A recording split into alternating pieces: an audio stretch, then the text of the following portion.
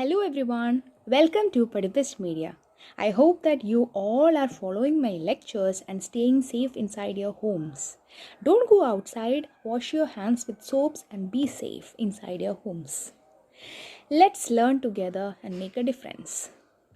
Today we are going to discuss a very important experiment in the history of biology. Today we all know that DNA is the molecule that helps in maintaining all our genetic characters. Whatever we see in front of us, my eye color, hair color, the shape of my nose, the shape of my body, my color, everything is determined by the molecule called DNA. But this piece of knowledge that DNA is the one that is controlling all these characters came through various different experiments. This experiment that we are going to study today can be considered as one of the starting stepstone to this kind of a discovery that DNA is the molecule. I hope that you all might have got an idea which experiment I am talking about. It's Griffith experiment. Frederick Griffith was a British bacteriologist who was specializing in bacterial pneumonia. He was studying on different strains of pneumonia and Streptococcus pneumoniae. That was his major thing. He was also studying on different other bacteriological diseases also.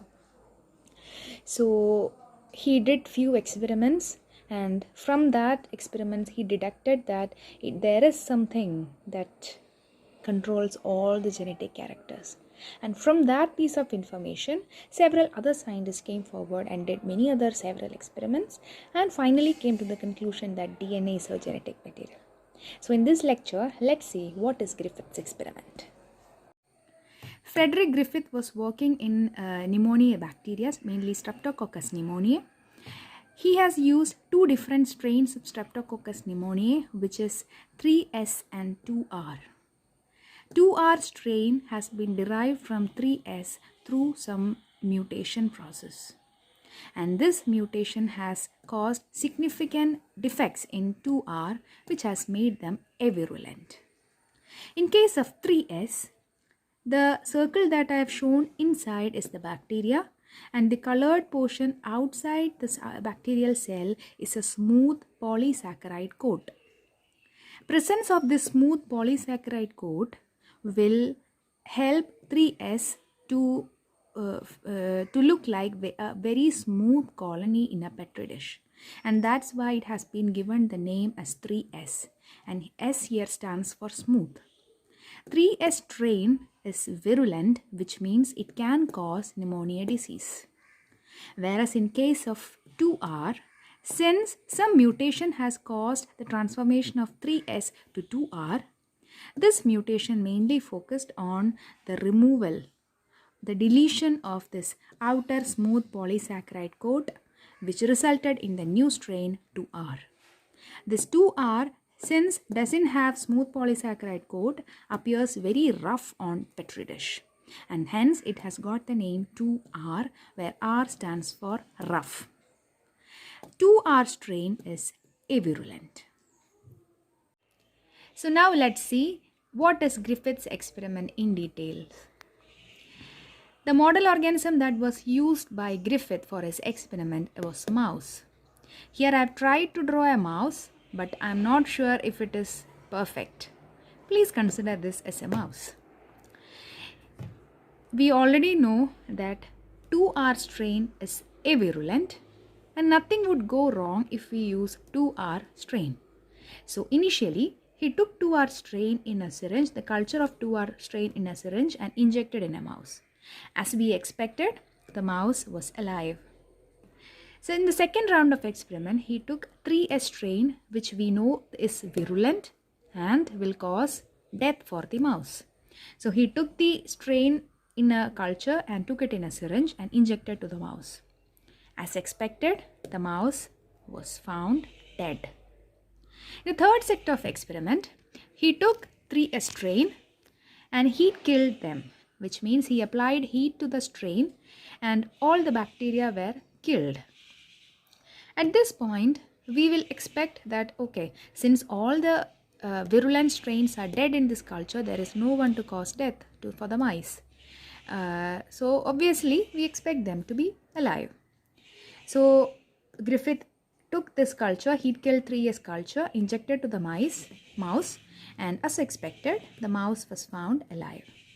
Okay, now we know that heat killed 3S is harmless, 2R is harmless.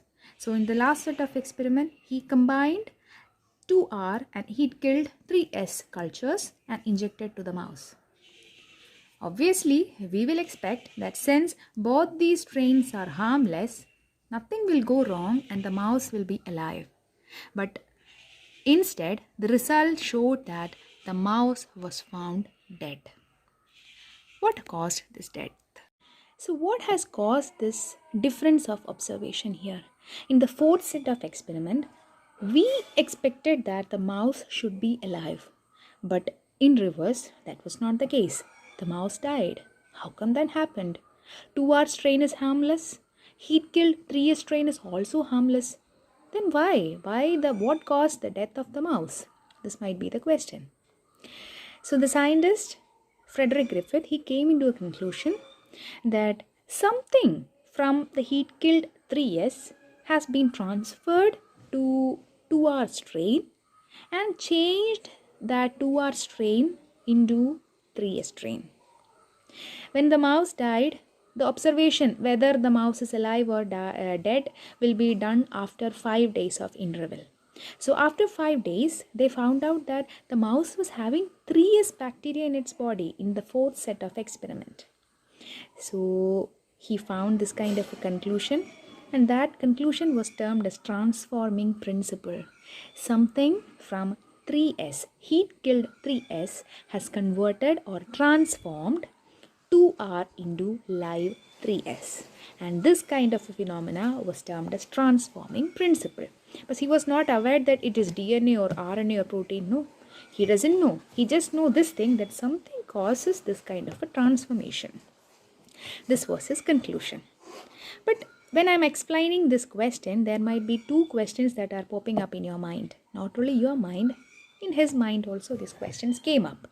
The first question is that why could it be that 2R might have occurred reverse mutation to form 3S, and that could be the reason that we might have found 3S in the mouse. But my answer to that question is that reverse mutations are really a very rare process and they are very hard to happen. So it's just in theory that it can happen that fast. That's very rare. He might have done the experiments more than 2 or 3 times to make sure that this is the result, and every time he got this kind of result. So if it's reverse mutation, that doesn't make sense.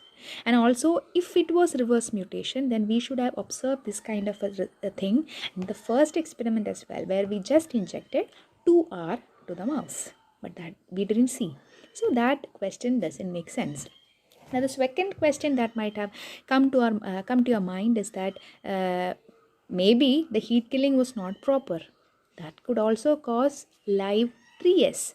We might have thought that all the 3S that we are injecting is completely heat killed, but there was some defect and all were not. Some of them were living, or at least one bacteria was alive, and that might have caused the defect. But if that is the case, in the third experiment also we are injecting heat killed 3S to the mouse. There we don't see any death of the mouse. And that explains that heat killing was very proper and there was no defect in heat killing. And that is not the problem. Here we have taken 2R strain as the negative control because we know that 2R doesn't cause any defect in mouse and it's harmless. Whereas 3S has been taken as positive control because we are sure that injecting 3S to the mouse will cause death. Whereas the third and fourth samples have been considered as unknown controls because we are not sure what is going to be the result, and that is what we are checking. So with respect to the negative and positive control, we are going to check what will happen in our unknown controls. So I hope that you all might have got a very good idea about what is Griffith's experiment.